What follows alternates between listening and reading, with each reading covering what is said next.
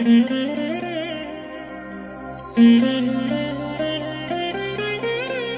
దినం పరము నుండి దిగివచ్చు మాట, ఇది నీ జీవితానికి వెలుగుల బాట, నీ ఒడిలో ఉంచబడిన దీవెనల మూట, అద్భుతాల ఆనంద ఊట. సంవత్సరమంతా మీరు బైబిల్ చదివి ముగించడానికి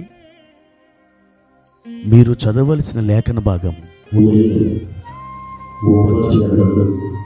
1వ అధ్యాయం, సాయంత్రం ప్రకటన 9వ అధ్యాయం.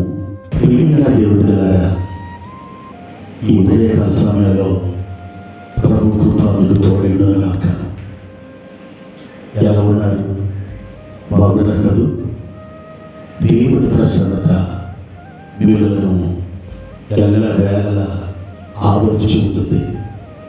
ఆయన కృప మీకు తోడైంది. మీ పనులలో మీరు జయశాలుగా ముందుకు సాగడానికి తోడ్పడుతుంది. ఈ దినములలో ప్రభు యొక్క అద్భుతమైనటువంటి ఆ సన్నిధి మిమ్మల్ని ఆశ్చర్యకరంగా నడుస్తుందని నేను నమ్ముతున్నాను. నా ప్రార్థనలో మిమ్మల్ని జ్ఞాపకం చేసుకుంటున్నాను. ప్రియ దేవుడిలాగా, ఈ ఉదయకాలం ప్రభు నడిచిన ఒక వాక్యాన్ని చదువుకున్నాం. 120వ కీర్తన 1వ వచనం. నా శ్రమలో నేను యెహోవాకు మొరపెట్టితిని, ఆయన నాకు ఉత్తరమిచ్చాడు. ప్రియమైన దేవుడిలాగా, ఈ కీర్తన ఎవరు రాశారో నాకు తెలియదు. కానీ ఈ కీర్తన పైభాగంలో యాత్ర కీర్తన అని రాయబడింది.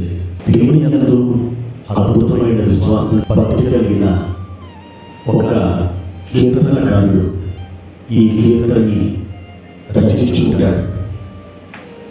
ఆయన తన అనుభవాన్ని తన మాట ద్వారా ఇలా తెలియజేస్తున్నాడు.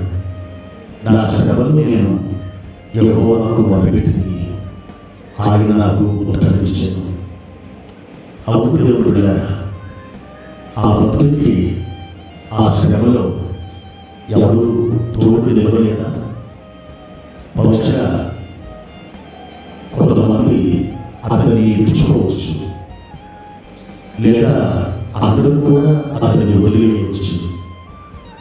అటువంటిప్పుడు ఆ భక్తుడు వారి వైపు వీరి వైపు చూడడానికి ఎంతమాత్రం ఇష్టపడలేదు. అతడు దేవుని తట్టు ఆకాశం వైపు కళ్ళెత్తి పరలోకమున తన యొక్క ప్రాణుడైన దేవుని వైపు అతడు చూస్తున్నాడు. అతడు తన శ్రమలో దేవునికి మొరపెడుతున్నాడు. ప్రియ దేవుడిగా, ఒక శ్రమ, ఒక దుఃఖం, ఒక బాధ, వేదన, ఒక ప్రమాదం మీరు ఎదుర్కొన్నప్పుడు మీరు చేయవలసింది తెలుసా? దేవుని తరపు మీరు చూడడం. ఎప్పుడైతే మీరు కళ్ళెత్తి ఆయన తరపు చూస్తారో తప్పకుండా ఆయన చూడగలిగిన దేవుడు, మాట్లాడగలిగిన దేవుడు, ఆయన విడుదల ఇవ్వగలిగిన దేవుడు, ఆయన సహాయం చేయగలిగిన దేవుడు కనుక మీకు తప్పకుండా ఆయన ఉత్తరమిస్తాడు. మీ శ్రమల నుండి ఆయన మిమ్మల్ని విడిపిస్తాడు. ఒకప్పుడు ఇశ్రాయేలు ప్రజలు కూడా ఐగుప్తు దేశంలో ఉన్నప్పుడు ఫరో పెట్టే ఆ కష్టాలకు ఫరో యొక్క అధికారులు ఇశ్రాయేలుని బహు భయంకరంగా హింసిస్తున్నప్పుడు ఆ ఇశ్రాయేలు ప్రజలు ఏం చేస్తారో తెలుసా? వారు దేవునికి మొరపెట్టారు.